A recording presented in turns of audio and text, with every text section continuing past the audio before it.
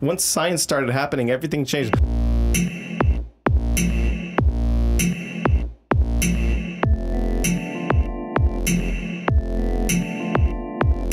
You know, like right now, for example, you can go on YouTube and you can make any bomb you want.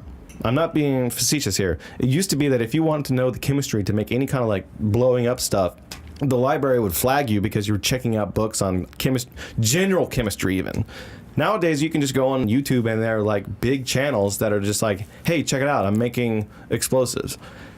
That it becomes more and more accessible. It's more and more available to more people, and that's the thing that worries me the most. There's a big debate right now about whether or not you should be able to 3D print a gun. Now, let me ask you this. What happens when you can 3D print a virus that will kill 99.9% of all of all humanity? Exactly. Someone's going to end up printing it. Yep. End of story. Mm-hmm. If you don't have a fallout shelter, if you don't have a hermetically sealed underground system, you're dead. So this is my favorite solution to the Fermi paradox, that we blow ourselves up. And the reason that I think it's true, or it's just so likely, is that as humans become better and better at technology, essentially what they're building is better and better, like stronger levers to pull. Like they can, at first they can pull a lever and make fire. And then they can pull a lever and make cars. And then they can pull a lever and make nuclear bombs. Explosions. And then they can pull a lever and they can make bioweapons, you know? Once you can get the code for a bioweapon, which is just right. I hate all biologists because I'm pretty sure they're going to end us. Which is just DNA. So once you can get your hands on bioweapons, which is just DNA, you can print it.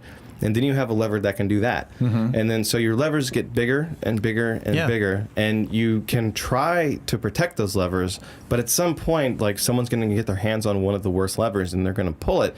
And we know this is true because we can see this happening with school shootings. Like more and more people are dying at the same time because this lever of having this gun and going and shooting people up is getting worse and worse and worse. It's because we're making these things, and we're not going to stop making these things, which means they're going to get bigger and bigger, and at some point someone's going to destroy all of humanity because they're going to get their hands on a lever.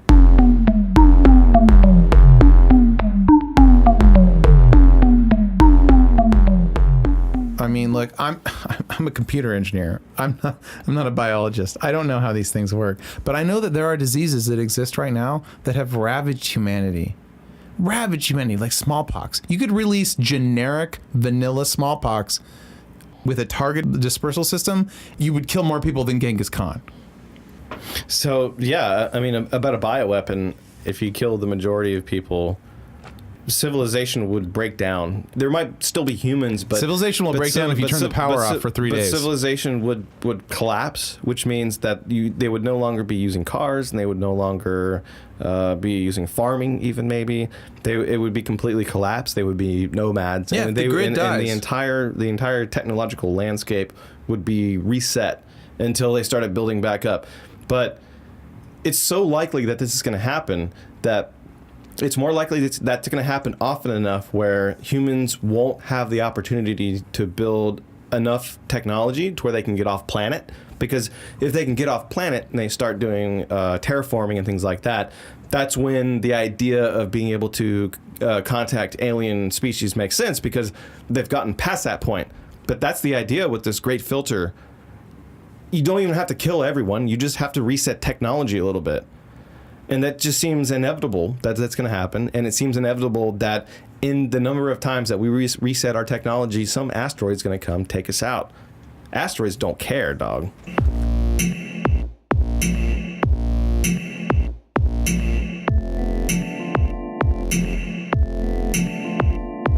I think that we live in a Goldilocks zone inside of a Goldilocks zone inside of a Goldilocks zone inside of a Goldilocks zone, and a lot of people don't.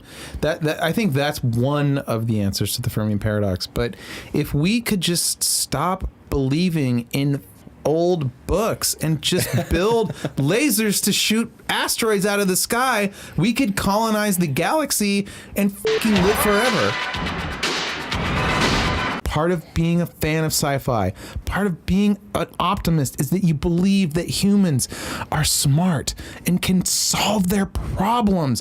And right now, we are in a stage where the people who are making decisions based on irrelevant information, global warming, and that a lot of it's a hoax, or false information, There are no Russian armed forces anywhere in the east of Ukraine. are calling the shots. The Russian state has never interfered and is not going to interfere into internal American affairs, including election process. In a way that only personally enriches them. Many who could benefit from Trump's decisions are happy to pay.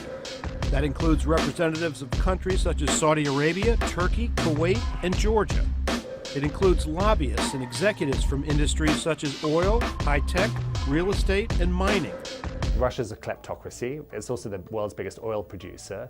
And the people at the top of the Russian state are all kind of multi-billionaires.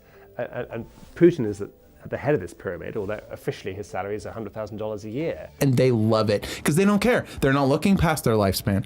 They're not thinking about colonizing stars. They don't care about anything other believe than the world's 40 gonna years end. from now and what kind of steak is going to be on their dinner plate tonight. I think they just believe that the world's going to end.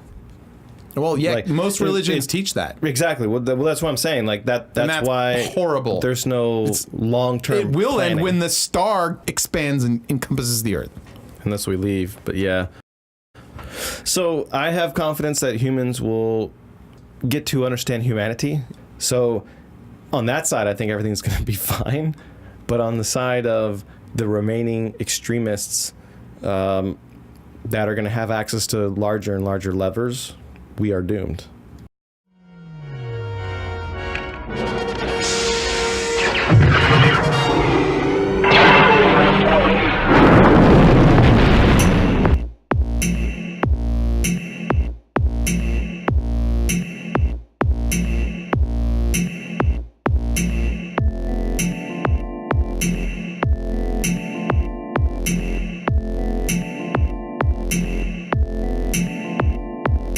We have 90% of nuclear power between the two countries. It's ridiculous. It's ridiculous what's going on with the probe.